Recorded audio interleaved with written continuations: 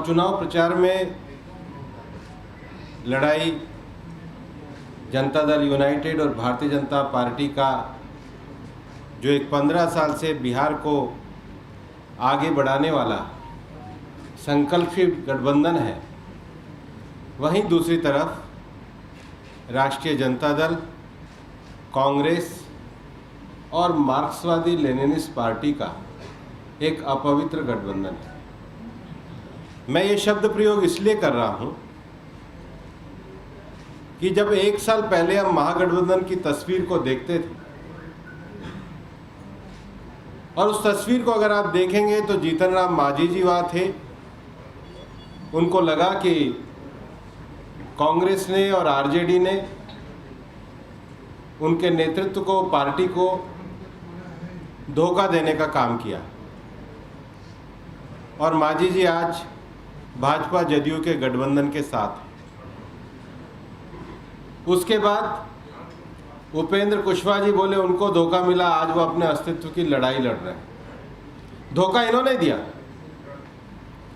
उसके बाद आप ही के सामने अति पिछड़ा समाज के नेता और उनकी पार्टी मुकेश सहनी जी ने कहा कि आरजेडी ने उनके पीठ पर खंजर घोंपने का काम किया। उनको भी सम्मान भाजपा जदयू के गठबंधन ने दिया। और उसके बाद रांची में जहां आरजेडी बार बार झारखंड मुक्ति मोर्चा की सरकार का फायदा उठाती है, उस झारखंड मुक्ति मोर्चा ने कहा कि राष्ट्रीय जनता दल में राजनीतिक शिष्टाचार नहीं। और कांग्रेस और आरजेडी दोनों झारखंड में तो फायदा उठा रहे हैं जेएमएम का, यहां पर उस ट्राइबल पार्टी को स्थान देने को तैयार नहीं है। उन्होंने भी इन पे धोखा देने का आरोप लगाया। जो बिहार की राजनीति में 4 दलों को एक साल तक में अंदर ही धोखा दे, ऐसा अपवित्र गठबंधन क्या बिहार की जनता का विश्वास हासिल कर सकता है? मेरा दूसरा प्रश्न है, और मैं ये बहुत सोच समझ के कह रहा हूं कि आरजेडी का जो कमजोर नेतृत्व है, तेजस्वी जी, उसको देखते हुए आरजेडी के रास्ते उग्र वामपंथ अब बिहार में अपना पैर पसारना चाहता है।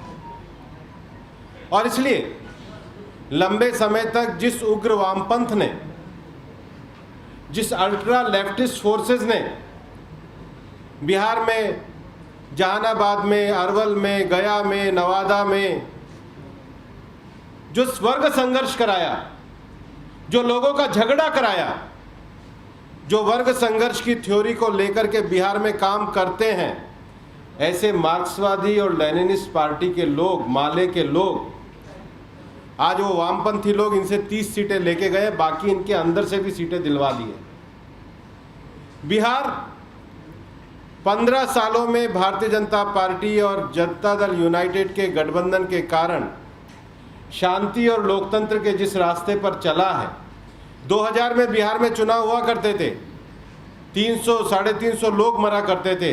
ये 2019 का चुनाव हुआ है, एक भी घटना नहीं हुई है। उसका सबसे बड़ा जो श्रेय है वो जनता दल यूनाइटेड और भारतीय जनता पार्टी के गठबंधन को जाता है। लेकिन कांग्रेस और आरजेडी आज माले को साथ लेकर के बिहार में कौन सा वर्ग संघर्ष करना चाहते हैं, इसका जवाब कांग्रेस को भी देना होगा। और आरजेडी तो खैर कमजोर नेतृत्व के साथ बैठा हुआ एक पार्टी है। और इसलिए बिहार की जनता बड़ी सजगता के साथ, बड़े विश्वास के साथ, बड़े संकल्प के साथ इस बात को स्वीकार भी करती है कि प्रधानमंत्री नरेंद्र मोदी जी के नेतृत्व में पिछले वर्षों में देश के गरीब कल्याण के लिए, समतामूलक समाज के लिए, इकोनॉमिक और सोशल इंक्लूजन के लिए जो सरकार ने योजनाएं उठाई, उसके लिए आज पूरी तरीके से उनके ऊपर भरोसा करती है।